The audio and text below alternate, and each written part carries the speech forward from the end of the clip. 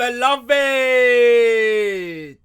this is the Culture and Camaraderie Podcast with myself, Damilare and His. What's good? Coming to you live. He didn't make me a tea. He just made himself a tea. But epic sound quality.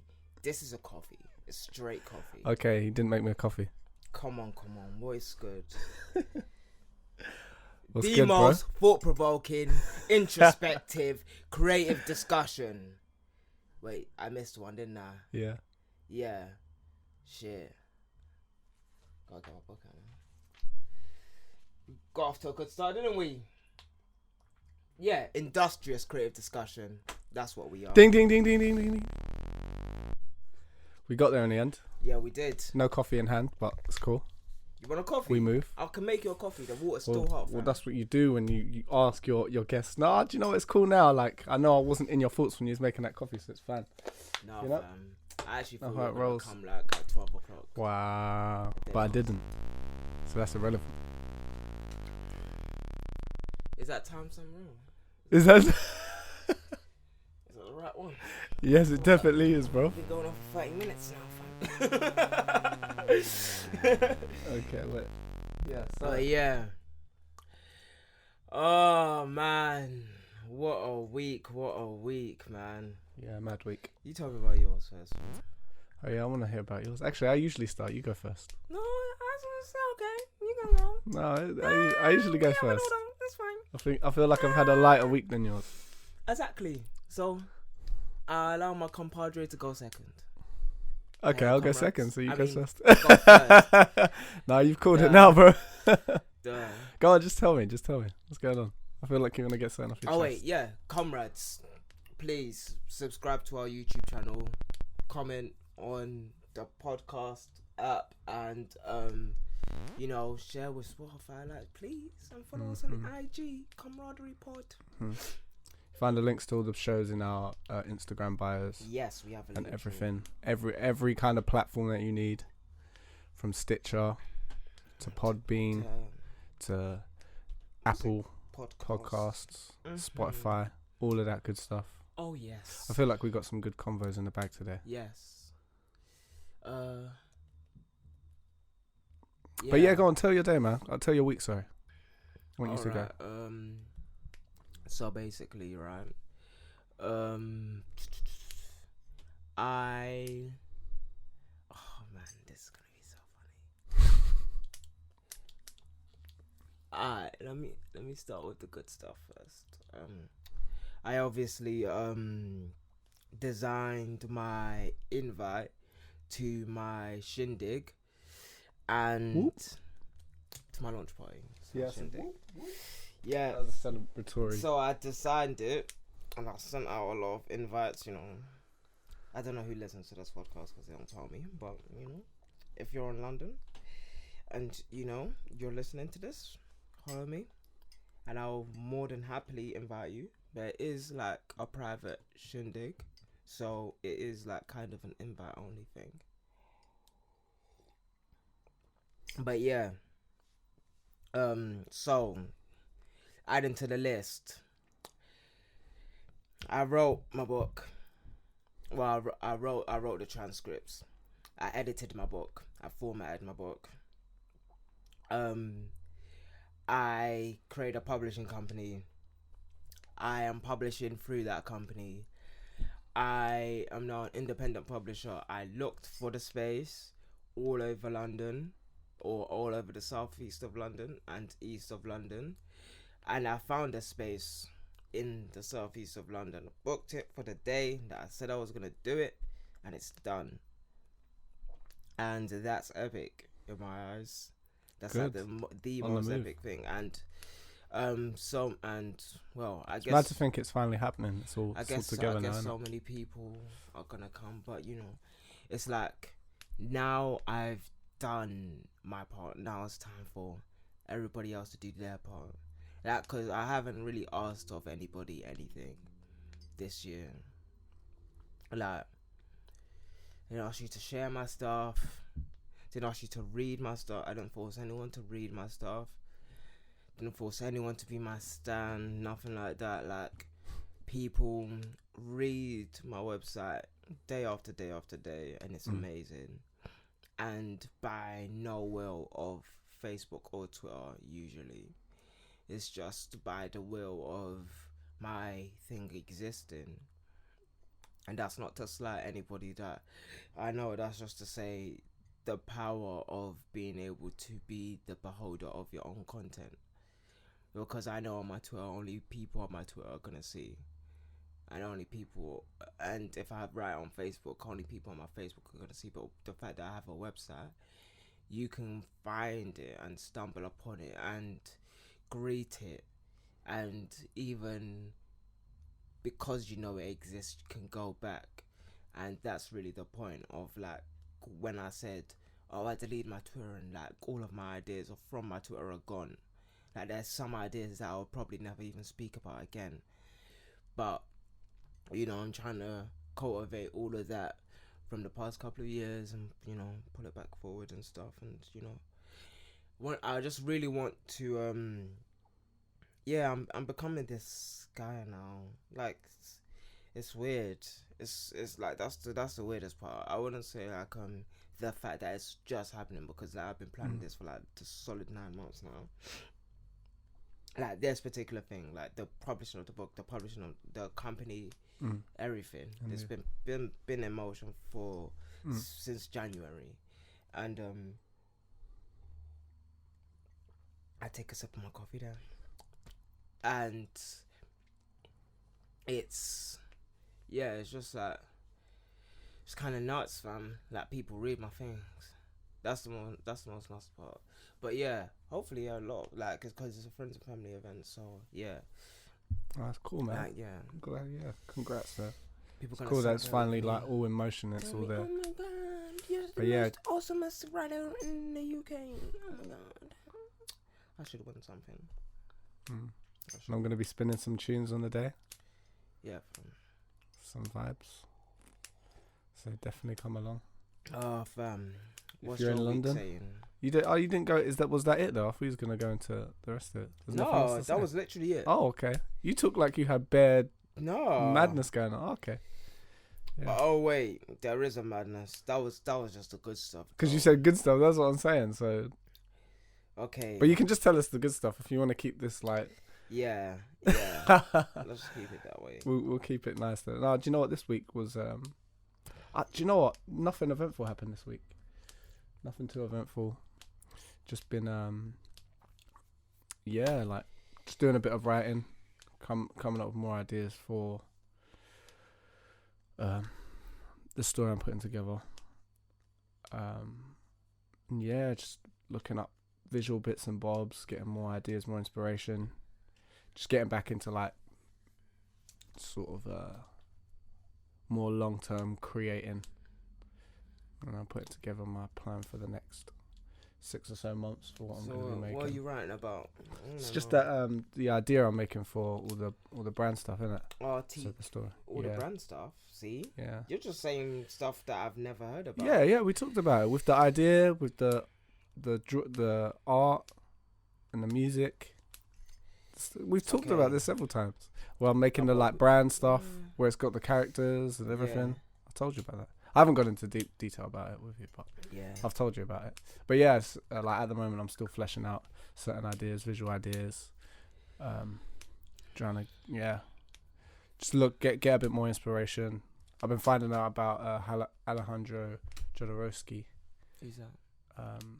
Really famous director.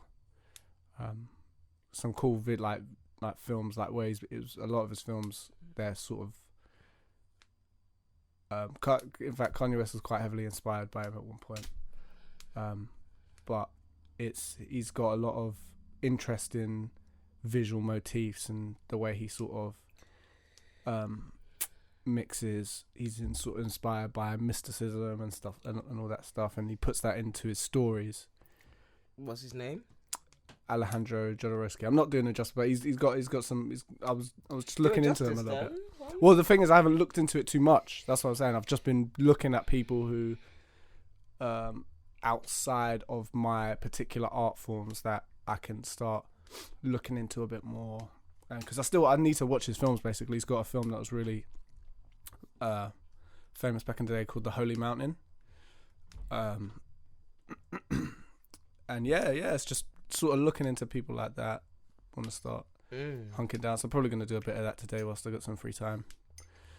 And dig a bit deeper on those guys, but yeah, just trying to get a bit more, just get a bit of inspiration, get some ideas, doing my research, etc., etc. Other than that, I've just been working, a bit more freelance work here and there as well.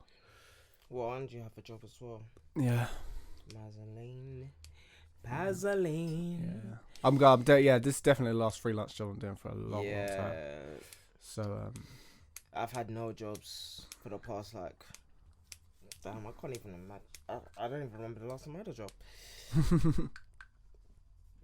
But yeah, mad. Literally, my life relies on my work now. That's the funniest part about this. And obviously, I am expending money more than I am putting in because this event costs me money, and I'm not asking anyone to give me money for the event, but they can give me money for my book. Ebbs and flows. Friends and family. But the point was that I do care about the people that were there to support me, so I want to do something for them by myself. Well, I didn't want to do it by myself, but it is by me, I should say. But yeah, it's like when you're just living as an artist, it's this I don't want to call it weird because that's an overused word, but it is this it does give you this intangible sensation that is you're always questioning this, you're always questioning something, and it's you're always questioning who are you with and where they are, and who's looking at your stuff, who's not looking at your stuff, and people will support you in silence because they don't know whether it's cool to support you yet, and all of these other type of stuff. And it's people really live for confirmation bias, and they really feel the need to kind of take a step back but be close. And it's so it is this intangible sensation a lot of the times, because you don't know who's actually watching. Who's actually, but people are always watching. People are always watching. Always watching. Literally, their eyes are on you. Do you show support for everything that always comes on your feed though? Everything that's on your feed, or will there be times where you do just look and you just go, before okay. Prime Night, of course I did. Yeah, every time. Tay, Ali, Mickey. Actually, I do remember you being quite good Reese, with that. Yeah, I'm amazing with that.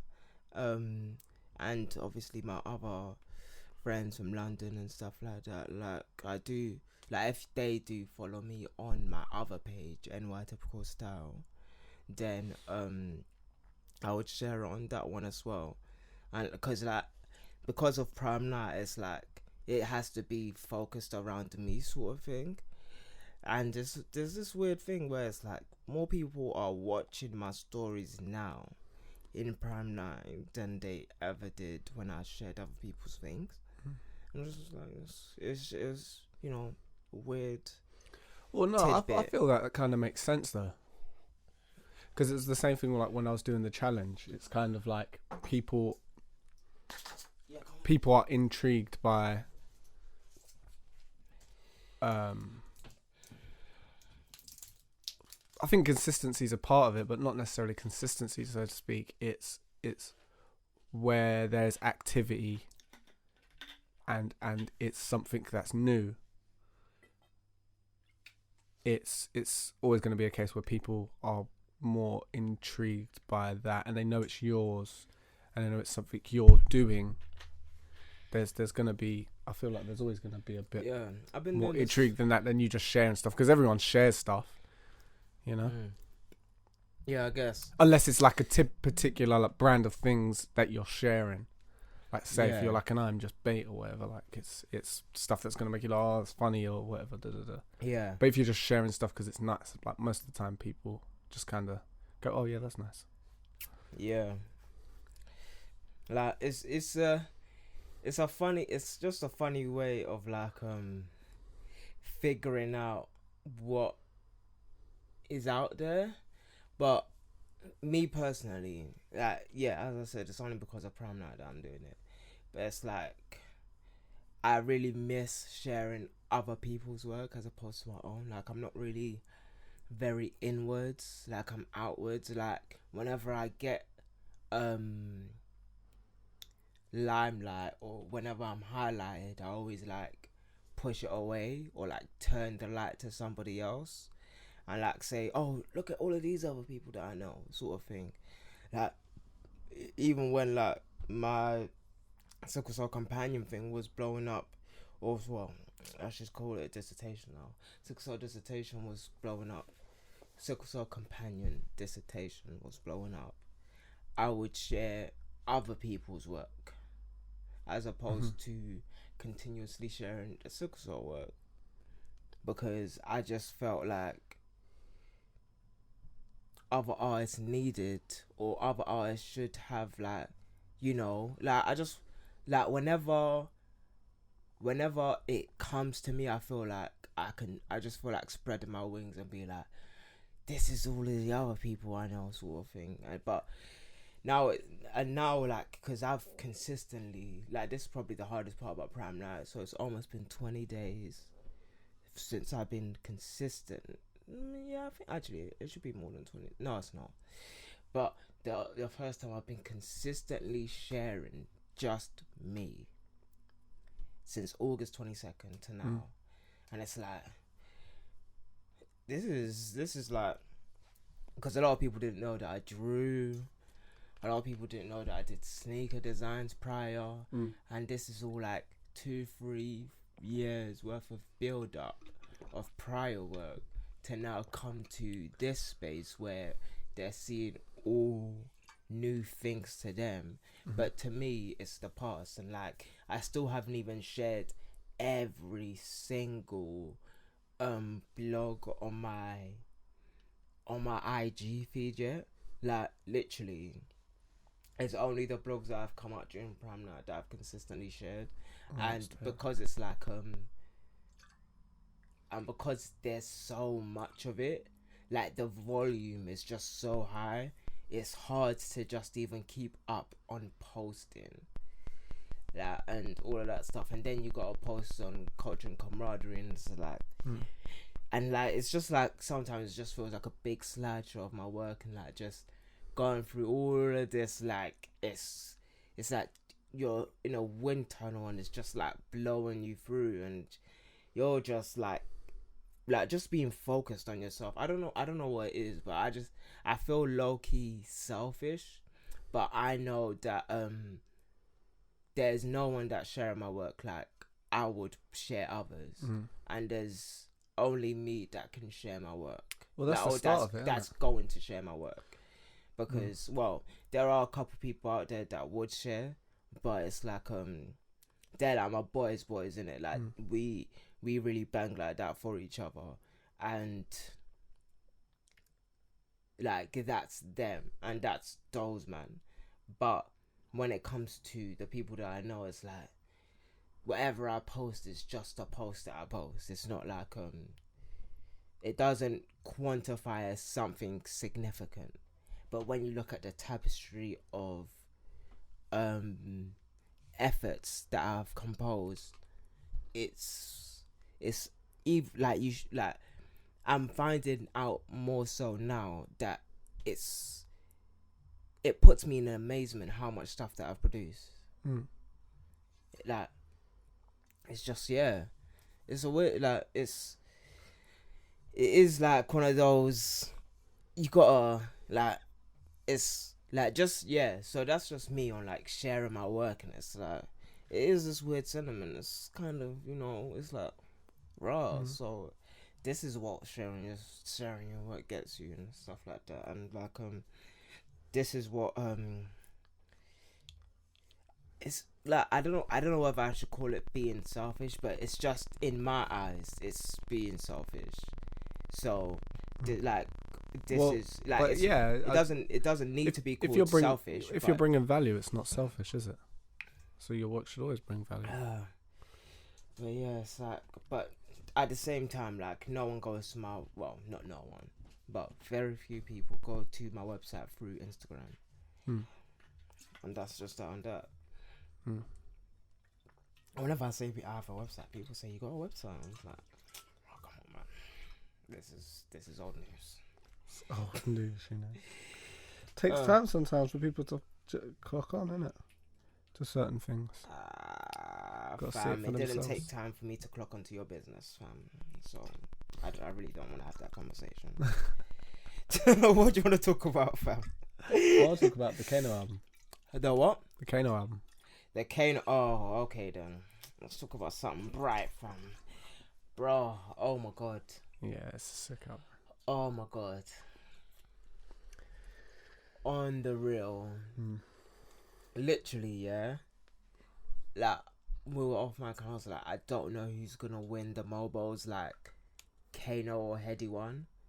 And it's like, really, like, this is just a really intense thought that I'm having right now. I'm just like wondering, like, who do you actually think will, though? I think it's gonna be somebody random. Like, yeah, so you don't think it's even gonna be either of them two? Yeah, but like, when I say the mobile should have gone to, like, Heady one probably gets best new artist, and Kano gets best album of the year or something like that, or contemporary album of the year, or whatever category they want to put him in. I don't care, fam. He just needs to be in a category and he needs to win that category. That's basically it. They can't be snubbing my guy. Like, after that was hard. It was a hard fam, listen, yeah. Kano, from the beginning, oh my god, fam.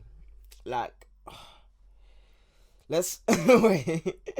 You tell me about the album first, because I'm gonna go on a run in a second. Nah, it was. Do you know what I liked about it? It was just, I felt like it was just a sick, self-aware album, because the way he addressed, like, a lot of the things that he's thinking and the issues that he's talking about, it was just like fresh. It was a bit fresh and new. It's like all those guys now, like, you got Rich 32, you got Kano and all that, they're kind of coming into that point where they are becoming the sort of old school legends, kind of. They're hitting that status. And I feel like this album is perfect. Like, it's just the perfect way to cement that for him, you know. Like, it's something that's sort of like, yeah, you've done your job. Like, it just had everything. It had, like, you know, all the stuff that you could see all his sort of influences and just the way he was talking about the stuff he was talking about. It wasn't like sad, or it didn't feel like he was trying to like peddle a certain narrative. He was just trying to actually say, you could tell he's speaking on things the way he actually thought, in a positive light. And it was just nice to have all these aspects of not just that took you way too long. Oh no, I was thinking, which one do I want to do? Typical me? Oh, yeah. P's and Q's, man. Are you choking me?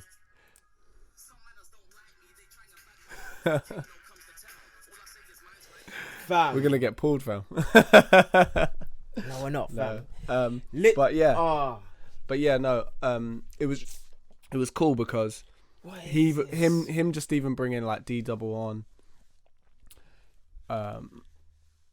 and just having all these other influences, and just the storytelling that was going on in it as well. The production was sick. Like the last song, "Suck Your Mum," just sick, man. It's like it felt like he was just straight up just being an artist, you know. This like, guy, yeah. That's what it felt to me. It just felt like he was being an artist, and he was speaking on everything that he wanted to speak on, and it was like the timing of it was perfect, and it just felt genuine. You know? Just felt genuine. I can tell, literally, yeah. Like, oh my gosh, genuinely. When did P's and Q's come out? 2005? No, earlier than 2005. 12 years ago. Yeah, earlier than 2005. No, that's later. Is it? Well, that's 2012. It came out. No, 12 years ago. It couldn't have came out at that time. It came out. It probably came out around that 2008. time. Yeah. It couldn't have come out secondary school. Why do I feel like it was primary school? It was earlier than that. It was 100% earlier than that. Kano, like, because I remember earlier than what? Than 2008. Yeah. 2007. Sorry. Yeah, which would be 12 years ago. Yeah. It's earlier than that, surely. I was in primary school. It's I'm earlier than certain. that because I remember it just being American music videos, right? Literally on the TV. Like, you'll get about when you get Channel U and stuff like that, and it was like these, like,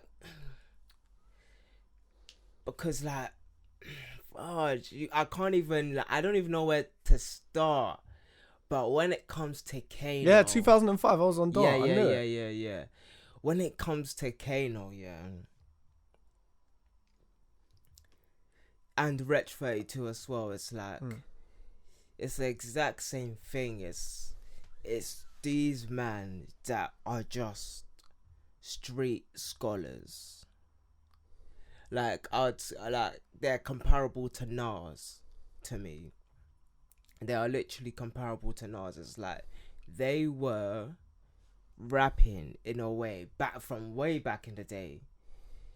Like when everybody was doing the real hardcore, like 140 BPM emotions. It was like they were rapping and they were doing complex bars and they were doing multi-syllabics, and it's lit, and their soliloquies were just on point. It was literally, if there was any reason why I would have started rapping back in the day, it would have been because of that, right? And the point of what I'm saying is, like, from back then, they were rapping the real, and to now, they are still on point. And like, this is how you can tell, like, they are proper artists, like actual artists. Like, conceptually, they put together pieces of art and create a whole body of work, and are able to offer it as something substantial to the people. And this is like, and that's where the street scholar thing comes in, because they are like, when I was listening to it, like 3 songs in, I was like, I'm not prepared to cry. I'm like, I had to cry off. I was like, it's podcast day. Like, let me get into podcast with and everything. That's like, but it's like, the point is like, when did you listen to it? Yesterday or today? No, I'm talking about ages last ago. week. Last week, yeah. I was like, what is this? What is this? It's just like this intense body of work where you have to like go on a drive, or like, well, for me, it's like I go on my walks and stuff, and like I just keep it kosher and absorb what it's saying over the course of like, I don't know, a good couple of months, and just being able to want to even live with a body of work that long is like, it's gifting. It's like, because me, obviously, like, when I get a body of work, I want to live with it, but I want to live with it in multiple capacities, and I don't want to remember it during one time. I want to have it be a soundtrack to something, because when you talk about that stuff that he's talking about in this today, and it's so well put together.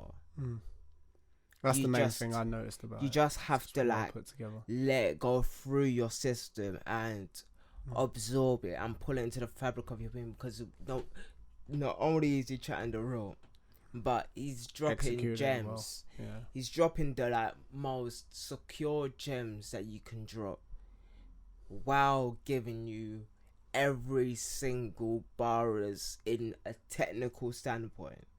So it's so when you talk about Kano and Reg 32, it's just one of those things where you never really have to. You can put them anywhere with anyone. Like, he's got a song with D-Double and Gets, some of the hardest spitters from end, and he can flow with the best of them, and he can ride the rhythm with the best of them. He is one. And then, like that's the thing. It's so mad to think he was looking up to D-Dub. Like, that's when he was coming in. He was even saying, like, in his interview with Akala, like, back in the day, that's who he was like listening to and going like I want to start spit like you know what I mean. Literally. Like, that's mad.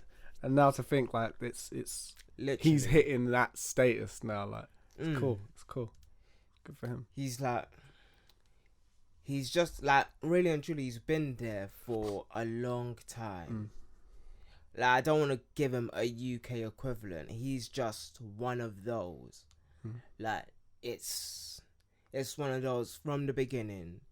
You have to cement him, and it's like you can put him with any bar in London, and he will just hold his own, and he will be that guy, and he will just chill, and he will have that swagger about him no matter what, and he will always like deliver.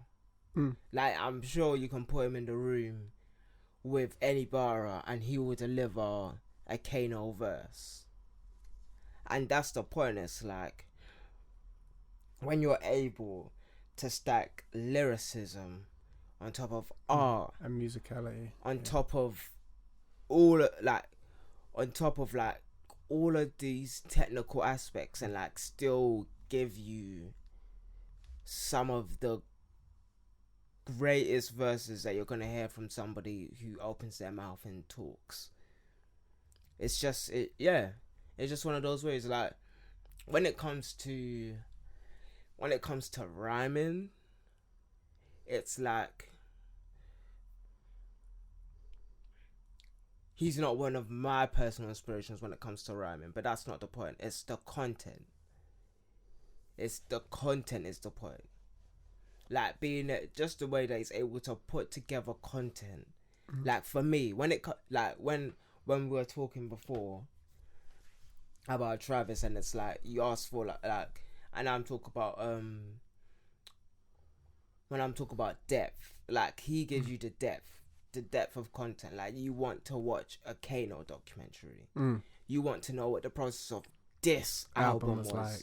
You want to know where his head was at, what he was doing behind the scenes of Top Boy, how this affected him in his personal life, and what he really cares about. Like, you want to see a Kano documentary about this stuff, because it's gonna matter. Like, because you know that in 12, 15, 20 years time, this album is gonna matter, because we are really at an impasse on the roads, and someone needs to say something about it, and it needs to be put to action. So not only just the album, but like, and then you've got Top Boy stacked on top of it. But when it comes to really the street action, where you put up, like, because Kano's one of those leaders where you have to put him in front of like Parliament or Piers Morgan or the Mayor of London and stuff like that, and like have him speak for us, because he's already shown that he can do that. And it's like the same thing with Akala. You know, he's not gonna duppy us in front of all of these other people. Like, you know, he's not gonna like make us shake our heads. You know, he's gonna spit the real. He's gonna have a good chat with them, and something and can happen. And the thing is, Akala has done that, and Akala's doing that, and he's helping the kids out here. And that's the whole point. Like, that's literally what I'm talking about. It's like, Akala's an artist. Like, you stripped away everything. You remove his ability to even speak, and he will still produce art. Mm-hmm.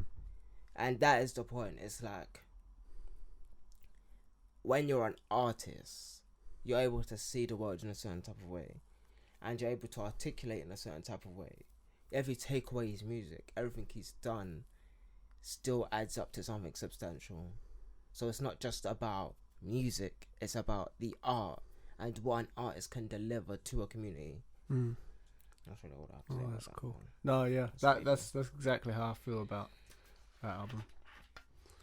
It's just a good and like honest message from him that's just executed well. So yeah, banged. It's like, yeah, banged. Bruh, it's true. It's real. Go on. What else you got to say? Yeah, like, no, because that's just a good like segue into Ashley Waters and Top Boy and stuff. Obviously, and really still haven't watched Top Boy. Just gonna put that out there. I just wanna still haven't watched any episodes. Applaud Ashley on his perseverance and his steadfast nature and his ability to not shift face in front of all of these corporate giants and create the work that he truly wanted to create, and used any passageway allowed in front of him to do it. And he really stayed true to his nature. He didn't water it down, and he was able to put it out, because something like that and something like Top Boy will allow me to produce the way that I want to produce later. And without Top Boy, it wouldn't be able to happen. And it's just, and without the way that he did it, so he stayed true to his vision.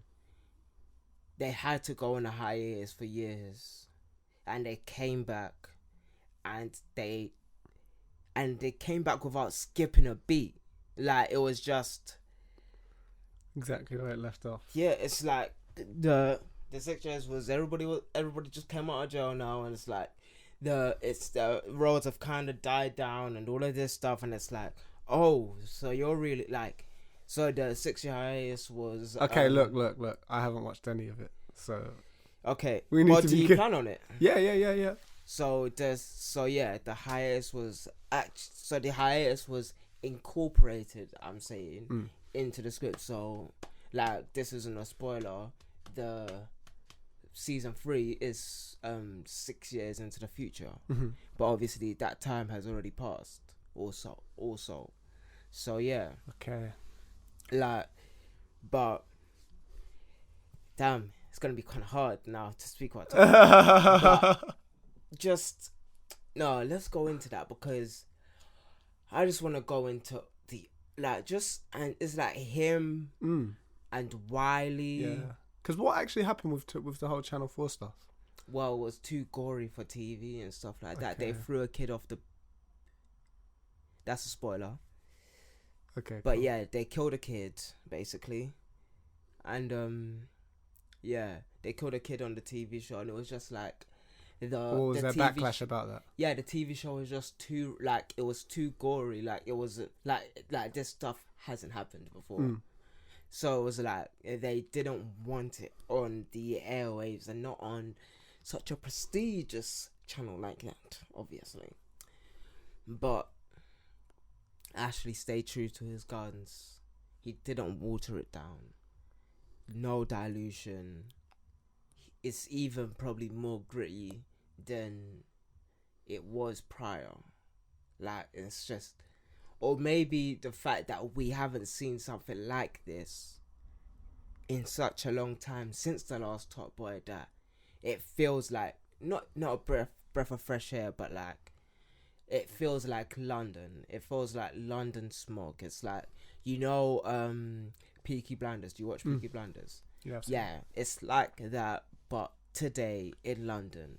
Yeah, but it's not like that. It's not about a family. It's like London. It's like you're talking about values. You're talking about street morals. You're talking about codes. You're talking about principles. You're talking about, and not just on a street level. It's like, okay, on a human level, like, can you rectify what you've done with your friends and your family, and can you bring back the relationships with your siblings, and can you what would you really do? Is money valued over family? And when you value money over family and the money's gone, what are you left with? And all of these scenarios that really happens to people in real life. Like, a lot of people value money over their friends and family, and then the money goes, and then they're wanting to come back to their family and reignite all of these other things, and do human things. So it's real humanity, but just based on a street life.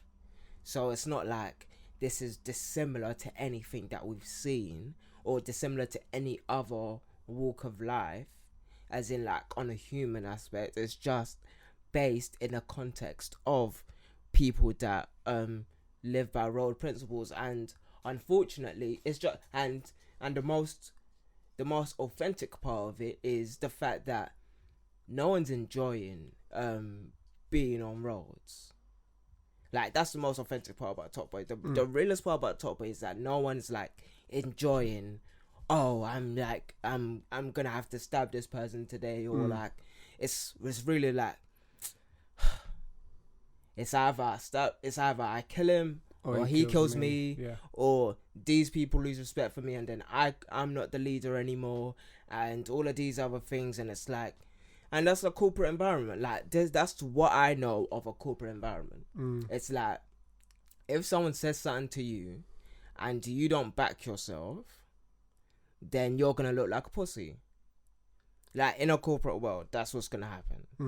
And if someone's like being sly to you, you kind of have to be like, you kind of have to be on guard with them a little bit, and then you're gonna have to like assess the situation, and then you're gonna have to move in a certain type of way so this person doesn't affect what you see to be true, or what you care about, or like affect your relationship with the leader over here, and or like, so affect your relationship with the supplier, or do all of these type of things. So you want, the one thing that you want from the people around you is respect on your principles, because that's really what we're talking about here.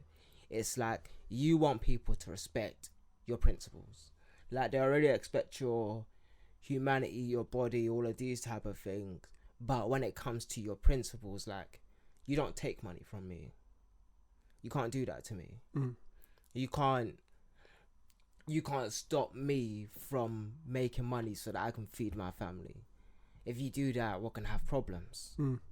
And it's all of these principles that are just real life, real chat, real talk, in the context of a street environment. And it's like, and that's the thing is you have to be able to look past the road element of it to even get that. Like, to me, the road element is just, good story is a good story. It's just see, I can say I would have said that back in the day, but it's like, I know who I'm dealing with now. Like, I know when you give depth like this, because what Ashley he's done is like, he's given depth to something, but at the same time, when it's got such a facade on it, when it's got the, what do you mean,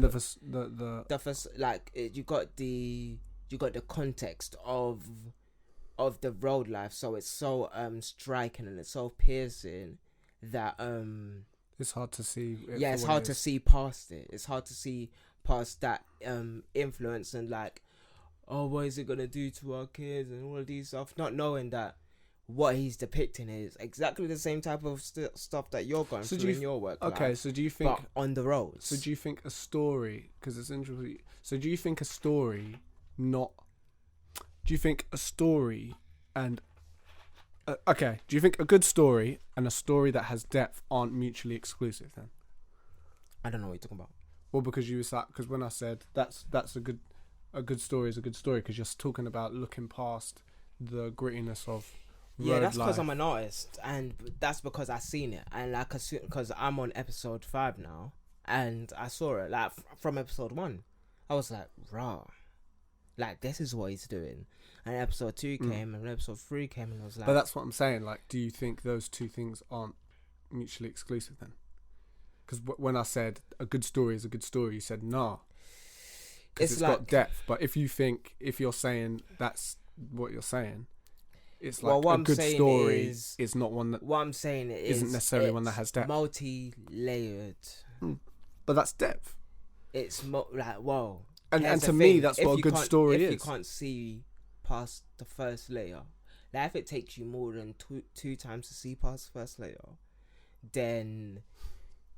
And you're not engaged in even finding the human aspect of it, which is a lot of what we fight for anyways, then you're not going to see the true story in it.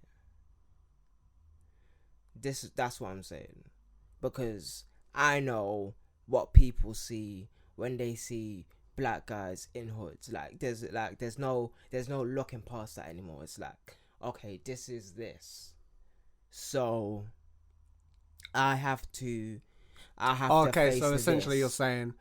You're not saying a good story isn't a story that hasn't had depth. You're saying you're not going to get to the story if you're not looking past the first. Yeah, you're not going to get to the story without because a lot of people look at it for the action, and it's not an action. Like, it's not an action TV series. It's not a thriller TV series. This is a real drama. Yes. This is a real drama that deserves BAFTAs and Academy, or well, not Academy, or what's the other one, Golden Globes and stuff. This isn't something that is like, oh, a horror or something like that. This is a real drama. It's got real passion in it. It's got real emotion. It's dealing with grief, and these actors are absolutely superb. They are high level actors, and these characters that they're depicting are dealing with real things. However, another real thing that we deal with is how people see us and the things that we have to go through. So when I say about the human aspect, which is having it's not about, oh, I want to hurt somebody today. It's, I have to feed my family today. And my family goes over everything else. And if I can't feed my family, then I can't do anything. And there's no jobs available to me apart from this one thing right here. There is no other type of... There's no avenues out here. Like, there's no supermarkets. There's no... And like, it's not available. So I have to either sell drugs on road or do something, like just do something unsavory. So yes, but that is base. That is absolute, like, that is base. Like, after you get past the job and then you start dealing with the grief that you see, and then the depression, and then the power struggles, and the infighting, and the dynamics of leadership, and having to deal with like the levels of having to deal with certain personalities, and what a leader will do with those things. And like, if your eyes aren't open when you're watching Top Boy, then you're not really gonna get it. And like, that's the type of stories that I want to make. Like, that's the type of stories I want to make. I want to make stories that grip you on multiple layers. And this is why I'm so enthralled by Top Boy and so thankful that Ashley Ward's made it, because he is like the vanguard of this, and in a couple years' time, I won't be able to win the awards that I will probably win if he didn't make this first, and if I wasn't able to speak about his Top Boy series like this, because I can see it, and it inspires me in that way, and it makes me know that I can, like, the story that I have wrote can be made. Like, that is the way that I see it. I see it. Top Boy's been made. The story that I wrote can 100% be made. And that is it. And having all of those things that's in it is like, you see the art of war. You see all of these other dynamics. So what's the other one called again? The 48 laws of power. You see all of these like entrenched in deep emotion. You can even say you see Moby Dick in it. It's like literally, you can see Jonah and the whale. It's like it's all of these things, like real tiered stories, real stories that have been going. You see King Lear. You see everything. Definitely. You have to get. You just have to get past it. You have to get past. Yeah. You have to get past the. Oh, these boys are selling drugs on road. It's gonna like. They're not the ones shipping the drugs in, and that's just a whole other topic. And why are the areas closest to them, or why are the businesses and the economic statuses of the businesses close to them so poor and run down? It's mad how it's hard for people to look past stuff like that. Because in my mind, and the way I look at anything, I'm open. It's not even about being open for me. It's just I'm looking for a story that makes me want to understand a world, you know? Like I want to look at a world. Yeah. I want to look at a story. That's why I asked that question about, do you think depth and a good story are mutually exclusive? I still think they are. I think a good story has depth and layers. I think you can't really necessarily have a good story. I don't think you can have a good story unless it's got depth and layers, because when you're making a good story, it's about a character or a person or people and a very specific situation. Yeah. And the more specific that situation is, the more layers there are to it, ironically. Because when you're in that specific situation, you're seeing how the people are dealing with that situation and the way that unravels, you immediately empathize. That it brings you in, unless you have your own withdrawals or misconceptions about certain things that stop you from empathizing with that thing. A good story has the ability to do that, to take you into its world. Yeah. Through its depth, because it's got layers and it allows you to empathize. But yeah, it'll be interesting because I do want to see it. I've heard so many good things. Yes. I've just There's a lot. So it's just like it's way better than Power. Yeah, I can. Power. Let's not even talk about Power. Gosh, I didn't even watch the last season, man. Yeah, I haven't watched it since the first episode. Since the what? First episode? Since the first episode of this season. Oh, I didn't watch any of this. Like the way last season was, felt. I don't know. It just felt. Yeah, I don't know what is rushed. going on. It's. I don't know. Like nothing makes sense. The pacing of last season was. It felt like how Game of Thrones felt. Yeah. Last season felt like how Game of Thrones felt. And this is literally why I said Attack on Titans is going to be the best TV series out this year. Until obviously Top Boy came. When is it out? When's the next Attack on Titan? I think it's in September. Do you read Attack on Titan? November. Wait, is it this year? Or is it 2020 February? Do you read Attack on Titan? No. Do you read any manga? No. You don't read manga? Why don't you read manga?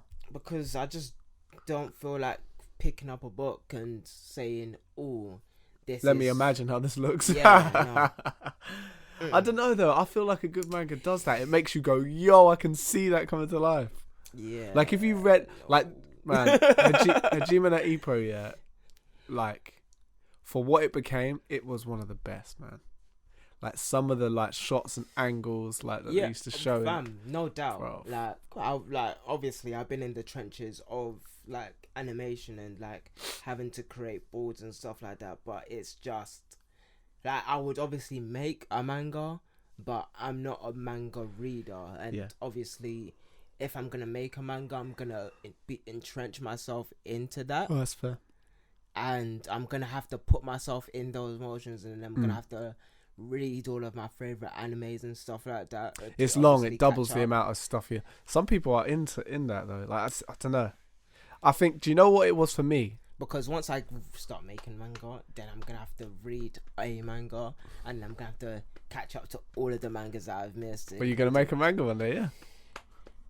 I was thinking more so of a graphic novel, but there is a series that I want to put out, maybe about 100 episodes worth. So that's how many chapters? 170, something like that. 170 chapters. So yeah. Oh, they might be bringing back Boondocks. Yeah. With the original writer.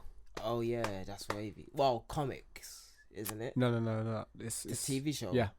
Oh, the wow. guy. Yeah, bringing it back. Yeah, because the last like such a weirdo. Like he just seems like such a recluse, and he doesn't like anybody. And really, yeah. Have you seen like his? Is it 60 Minutes or what's that guy 60 called? Minutes. I know he done an interview that I saw, but I saw it when he was like young. Yeah, he like just made it. Yeah, and like he seems like he ain't effing with no one. Like he just seems like. But I kind of rate it though. Well, actually, I say I kind of rate. He did sell off this. Well, the series wasn't his to own at that point, but because they took it over, didn't they? He took it over basically. Because I was watching this interview that he done. Oh no, I wasn't watching the interview. I was watching basically the history of what happened about Boondocks. Okay. And what happened was because it was doing well, but the network wanted to essentially just do it in their own way, and obviously they own it. But he was like, nah. I don't want to do it if we're going to do it like this. That's long. So he was still expected to write it, but in a way that they wanted to. Okay. So he kind of left it. They own it, so there's not much he can do about that. Yeah. And they've had to write, but now apparently they're bringing it back. Oh wow! So is that why season 3 was like the way it was? Yep. That's why. Okay, that makes a lot of sense now. Yeah. I was like, what the hell is this season? Yeah. No, because they're redesigning it and everything. Yeah. Sony has confirmed that Boondocks is returning with a new television show. An original creator, Aaron Magruder, is on board. As reported by Variety, Sony Pictures Animations unveiled a slew of new shows, films, incoming 2020. But yeah, they've redesigned it. Do you know what? And everything. Yeah, Huey, new design, first look. Bruv, that was actually a sick show, man. Fam, it looks. I don't really like how it's looking. It'll probably do well today, given the time that we're in. But see, you got to think about how literally forward thinking it was. Like at the time, yeah, at that time, it could have been the TV show. It could have outpaced Family Guy. It could have even changed the whole. How do you feel about that? No. I don't like it. That's my initial reaction as well. No, because he's from Compton, innit? People from Compton don't dress like that. It's mad. Unless they're like rich, white kids from the valley and stuff. And that's upsetting. Look, or from we just gotta wait. From the OC, like, yeah, or from Calabasas. Hey, all of those kids apart from Jaden. Boondocks bootleg. But yeah, like I said, Attack on Titan was gonna be the best anime that came out. We're gonna talk about that's enough again. Like Attack on Titans. Like Attack on Titans. I'm gonna do a binge. Wait, did you never watched it? Bro, I'll be real. I've only watched season 1 and clips. Oh my god, you haven't watched Attack on Titans? Yeah. I'm sure you've told me this before, but I keep forgetting that you can just wow.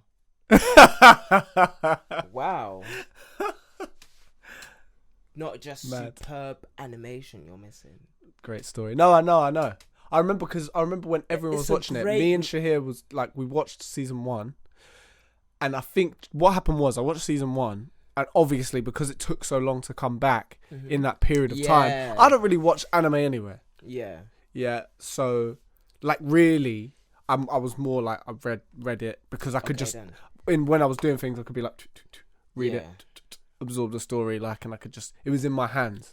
With anime, you had to sit down and watch it like half an hour, like So I never really got into it. Like I would watch some fights and some scenes or whatever. But anyway, and then in that time, tier murder mystery. It's a top tier. Yeah, murder mystery. I love that. Tier. Even though like it's a shonen action, it's like you would still class it as a murder mystery. That's interesting. Well, that's me obviously. Other people are gonna be like, oh, it's an anime, like. But that's what I mean. It would be interesting if you spoke to the creator, because there's a few stories that are like that people consume it as if it's an action RPG or something else. Yeah. But what the creator intended for it to be was a romance or exactly. You know? Yeah. That's interesting. Like me, I search for that key depth, like just like Promised Neverland, like that anime. It's like. It's like the art for a start. I'm gonna let you look that up quickly, but just the key frame animation is just so fam. And then is it a anime film or is it like a no? That is a series. It's got 11 episodes for the first series. And see, when you hear it's only got 11 episodes. You know it's going to be good animation. Yeah, like it's just so... See, this is the thing, yeah? We're so used to, like, these big, like, and... It's tasty, fam. Like, because I was going to say that about Kano's album, yeah? 10 songs. When it finished, I was like, oh. I didn't even look at the track list before I just put it on. I just let it play. But it's so cool, That was one of the main reasons why. Like, wait, how many songs was Kendrick's last album? 13. No, 14. It was, which is still. Yeah. But that was one of the things I was like, yeah, okay, cool. Keep it low. One of the things I respected about what Kanye did was the 7 songs. Daytona, like, ooh, like hard. But you don't need to have bare songs. You don't need to have 20 songs. You don't. You do not. It's ridiculous. It's the key. Because I've seen a lot of rubbish EPs or subpar EPs that are never gonna be considered classics for the 100%. Artist. So, but how many songs were those EPs? Probably like 8 songs. Yeah. So you're making it like an album, but you're making it as if it's an EP. Yeah. Get out of here, man! If you're gonna do an EP, make that an actual EP. 3 songs. You know what I mean? 4 songs max. Like make it what it is. Like, same thing with isn't it like the time? Yeah, it's like a the reason that's why EP's called, because usually you would have like extended play, so it's essentially a single. But you've got extra songs. You know? It was just all of these things are just based upon vinyls. It's the same thing. LP was like long play. Yeah, I think that's what it is. Anyway, but it's like. You don't need any more than 12 songs in an album. No. And even you don't. Contracts for albums are 12-song contracts. Yeah. You don't need no more than 12 what's songs. The company only asks you for 12 songs. They say your album has to be 12 But that's songs. I think that's a big part. I think a big part of that is to do with the and the artists pay for extra on top. Like they pay the extra for whatever is going to be on the album. But it's this thing. It's like even like once I saw Chris Brown done a 40-song album. I don't know. Man. I know it's different because these guys are pop artists. But Chris Brown can do one. Yeah. This is the thing. Yeah, like he's someone that like no matter what he does, it's kind of. He's like an American chipmunk. Like he doesn't run out of bars. Yeah. His content is it's not even about bars. Like, it's just he's so unbelievably like talented. It's just ridiculous. He's the closest thing to this era's Michael Jackson that we could say we had. Like closest until I come out. He's literally Oh, Posty's album. Have you? He's good as well, though. He's a rogue guy. So that means you don't even listen to Lucky Day. Posty? Post Malone. Yeah, oh yeah. I thought that's what you meant, but then when you said Lucky Day, I was like, Yeah, like, no, but like all of those and Snow Allegra. Well, actually, I've listened to Snow Allegra's album. Snow Allegra's album banged. It's like That was those ridiculous. four right there: Post Malone, Snow Allegra, Lucky Day, and Sir. Those 4 albums, bang. Post Malone, you put Post Malone in with those guys? No, I don't put him with those guys, but like just the body of work he created. Was it good? It was good. It's good. It was good. I didn't like his last one, Beer Bongs and Bentleys, but I liked his first one. His first one was my one. I forgot it. Like, he's one of those ones where it's like you can't fault a guy when they make great bodies of work. Like, I can't fault. Like, I can't fault somebody. Yeah, he's a good artist. I don't know how to. So interesting stuff. Like it's because with someone like Post Malone, I can't really pin it down. I can't. Is it his songwriting? Is it his like? I don't know. It's interesting. What was it? He's a great songwriter, and I could even probably say that he arranges his albums to perfection, and he knows who to put on what song and what sound he wants to key into sonically. Yeah, and he really, like, to be fair, I do call him a hip hop artist. He has a lot of hip hop elements in it, and he takes from blues, jazz, and all of the elements, the key elements of hip hop. So I can't not call him a hip hop artist, but he is a rock star. Like, he makes hip hop music. Let me say it like that. Yeah. Like, no matter what, that album is a hip hop album. So, and outside of that, obviously, you got our key R&B artists that sing, like Lucky Day, Snow Allegra, and Sir. Like, Sir's album is so. I don't know why you don't like it. Look. I don't know why. With music, yeah. For me, there's just loads of factors. I didn't say I didn't like it. Oh yeah, you didn't say that. To be fair, I didn't say that. His first album was Stony, but yeah, go on. I said, and I even admitted when I said to you, I need to listen to it again before you had even said anything. Yeah, because when I first heard it, maybe I wasn't. It didn't hit me. So I'm gonna give it another chance. Yeah. Because listen, I say this and I say that. Yeah. I didn't preface it. I am a very, very big Sir fan. For me, then. like, I'm a very big Sir fan. Like November, I listened to on repeat. Yes.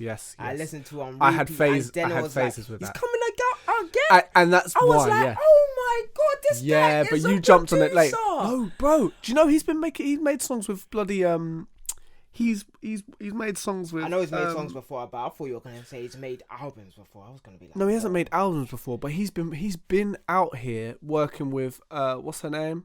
Golden. Oh my gosh, I'm not gonna know that. Bro. You do. Oh my gosh, one of the biggest neo-soul artists of all time. Wait, Golden. I'm never. Jill Scott. He's worked with Jill Scott. He's worked with Jill Scott. Did he write I'm for pretty Jill sure. Scott? Yep, he's written for Jill Scott. Of course, he's a right. Of course, he's what's it wrote called? for other people. Have you seen his work? He's like Sampha. Oh my gosh, he's American Sampha. No, he's hard. I heard Sampha was gonna come out with another album.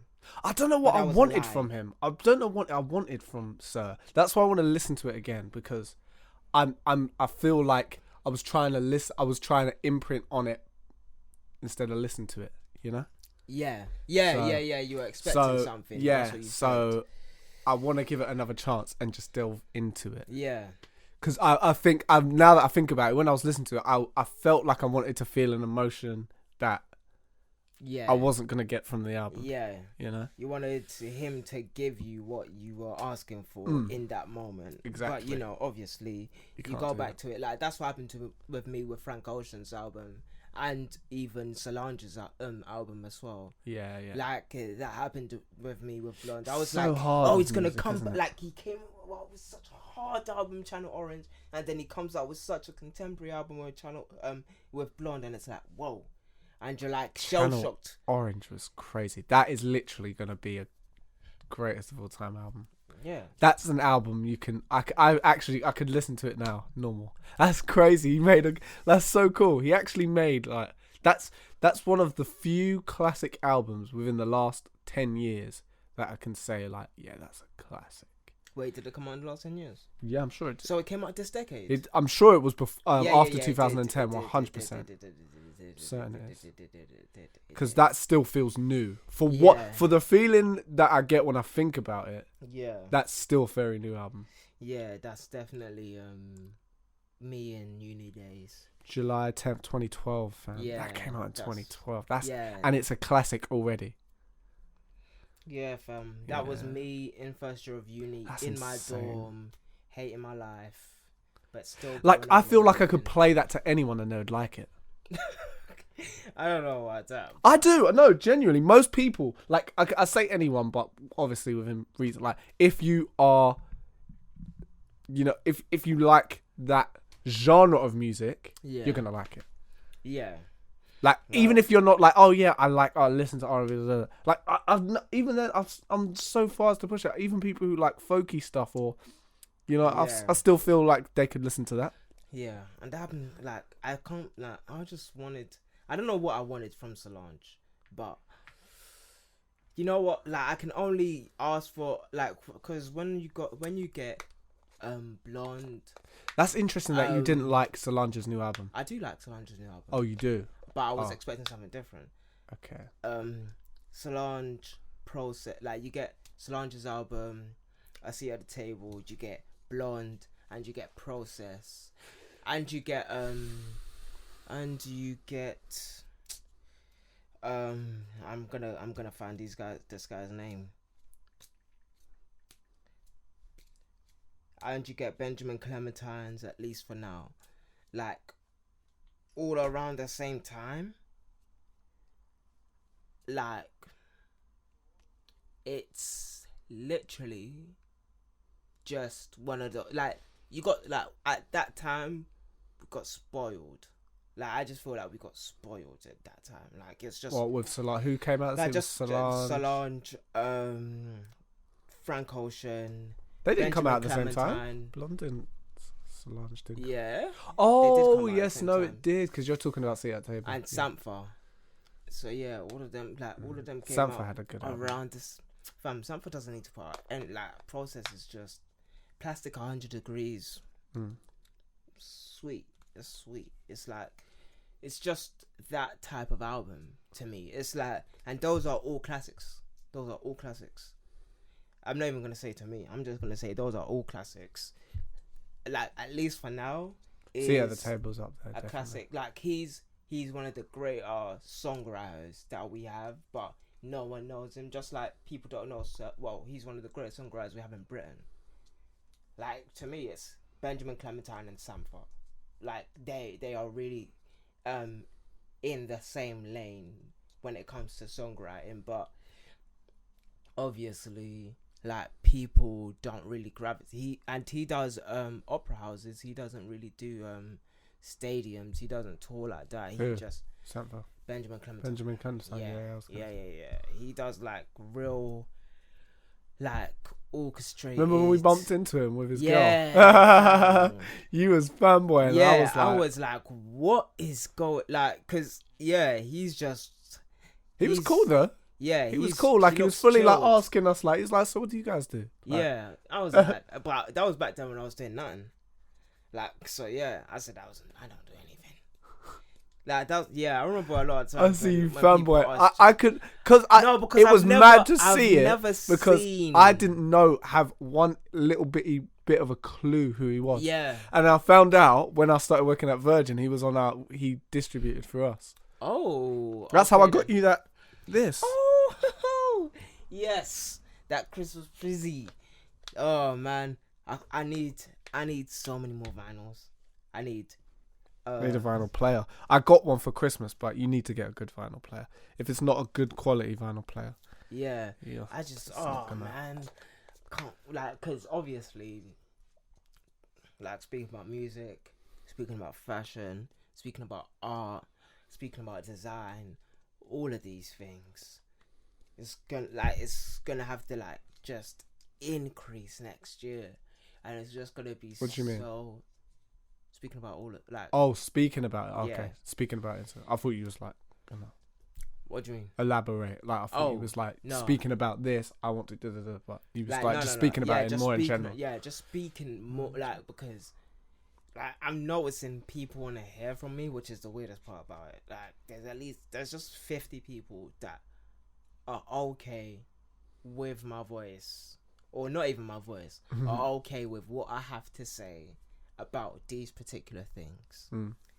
And it's kind of alright, like, and I have to find a way to format it because I am a producer, but you know, it's gonna happen. But one thing I really wanted to speak about was because we spoke about Sony before and stuff like that, and I really want to speak about this Disney thing that's about to happen. Oh shit, what's going on? Yeah, it's like, obviously Disney and Sony are having a spat, and Sony because of Marvel. Because of Spider-Man. So Sony took back Spider-Man, and they said Spider-Man can't be in any more Marvel films. And it's not. He's been shelved. It's not that he can't be in any more Marvel films. It's but just yeah, like, they're not going to put him in any more Marvel films. They're not going to license him, which is what the agreement is. And so that means no one can, like, really use Spider-Man. Yeah, and not just Spider-Man, but X-Men as well. And that's so that's why we haven't seen them, like, about, because they should have made appearances in in some of the what's it called? Yeah, like, Avengers. How they didn't is a bit mad. They have pretty much all that second universe stuff. So like imagine a Wolverine reboot now. I would low-key love that. That would be hard. Listen, yeah. Who could do? Is it like Fantastic Four, Spider-Verse, and that's like that Miles Morales movie was a fluke. I didn't know it was gonna be that good. Yeah, but it is the best Spider-Man film that's come out in the past decade, and it's really super. Well, didn't you like the new Spider-Man, the Homecoming? That guy. I haven't watched it, so. Miles Morales is the best Spider-Man this year. It's kind of, you know what I mean. It's okay. Like this. I don't know. There was some things Tom about Holland, it. It was. He's okay, I guess. He's not. Who do you think played Spider-Man the best? Essentially, Peter Parker-ish. Yeah. I don't think that Peter Parker's ever. Oh, there's been a few different types of Peter Parker, hasn't there? Yeah. Because Tobey Maguire? Tobey Maguire. They all played him different. I didn't like Tobey Maguire's Spider-Man. Yeah, people are saying, "Oh, put them all in the Spider-Verse together. Bring back Tobey Maguire, that second guy from The Social Network." And Did you like his Spider-Man? Like, I'm going to watch it regardless. Okay, but I'm trying to ask what your favourite Spider-Man was. It's a simple question. I don't have a favourite Spider-Man. My favourite Spider-Man is Miles Morales. He's my favourite Spider-Man. Okay? When you make a film like that, maybe this is a calling. Maybe Spider-Man only works in animation. Yeah. Because you gotta have the web slinging. And it's this weird... I don't know. I feel like it can be done. You just need the right person, don't you? What can be done? Like, because they've tried it 3 times. And Tobey Maguire's is... People are saying that his trilogy is the best. But, you know, like, what is the point? Like, when... Like, and people are saying... He was actually the worst Spider-Man. Like, he was the most unlike Spider-Man out of the 3 of them. Well, I've had massive arguments in the group chat saying that he wants to put some. I was like, you guys need to relax. They only saying that because those were the first ones they watched, and that's what they had connections with. Yeah. Not because he was actually good. Yeah, like really and truly, like when I separate myself from fandom, because obviously the only reason I watch it anyway is because of fandom, and then when I go there, it's cinema. Yeah. So I am watching for a cinema perspective, and it's like experience. Yeah, it's not. It's like Spider-Man doesn't have the depth really. Like when I think about it, he doesn't have the right depth. Like when Batman had had his family die, he transformed.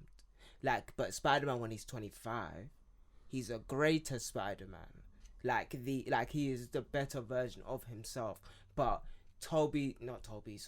Spider-Man Peter Parker doesn't deal with grief in the right way. He's looking for Uncle Ben's killer. He's doing all of these other things, and he just doesn't deal with the right sort of emotions. So if I'm gonna see a Spider-Man film, then I want him to deal with those emotions and actually look like he cares, and really go through that story and that emotion, and like actually feel the field, and like have at least like one time skip where he's older, and then like who he's really doing this for, and then his mask and all of these that's the type of I would love to see the tapestry and the levels in which they gauge what a Spider-Man really is, because him just being a high schooler and being a genius and all of this at the same time, and then like Uncle Ben dies, and it's like with great power comes great responsibility, and then he's like now he's a superhero, and he's just web slinging, and he's not dealing with any of these emotions. It's like that is dark to me. That's like in this day and age, to me that's dark. It's like, wait, he didn't deal with any of this stuff. Like he didn't grow up. He's not more of himself. Like even though he's like the more human superhero, he's like he didn't grow up. He didn't. That was what was interesting, because I still haven't watched it, but there was a lot of good reviews about that new Logan, wasn't there? Yeah. Which had those elements. Yeah. They did. Yes, they did. It was definitely entrenched in all of those things where it's like you're dealing with like real human emotions. So when it was him having to face all these things that everyone has known him for. Yeah. All the anger, all the and people are like, oh, it's him, and it's like he can barely get his like rusty blades out and all of these things, and like his healing factor is lower. It's like real. That's crazy. You humanize him, and like that's the same thing that kind of happened with Iron Man, where it was like, I just want to protect the world, and it's like I'm fearful and frightened, and like I'm just as frightened as everybody else is, but I'm trying to do my best. And it's like you humanize Iron Man that way. But so that's what you have to do when you're in live action. You have to humanize these people. Like when Miles Morales finds out that his uncle is his arch nemesis and all of these type of things, and it's like, and his uncle is a person that taught him what he knows. It's like, whoa, what am I doing here? And his dad is the person that said, don't hang out with your uncle. He's like, he's not that all the way for you. It's like, okay, so this is human. This is a human scenario. And when you're dealing with humans, you have to put that in there. It's not all roses when it comes to these things, and that's what changed in this decade. It was like the more human side of stories. And when you're really taking stories like, and this is like Time, Top Boy, and all of the other things that we've been speaking about, and the albums we've been speaking about, it's like you take the emotions, you humanize the people, you create factors that actually help you deal with certain things, and you have a real world, and you're dealing with a person that's dealing with a real world scenario. And that's what makes people care, and that's what makes people watch, and that's what makes people feel. Because that's like when you're looking at a screen or listening to a song, you want to feel. And that's really the reason why, like when I look for things, that's what I care for. Yeah, fam. Thank you guys for listening. This has been the Culture and Camaraderie Podcast.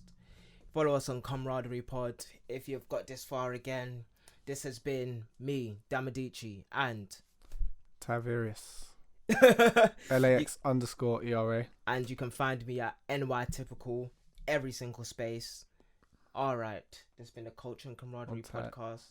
Peace. See you next week. Blessings and salutations.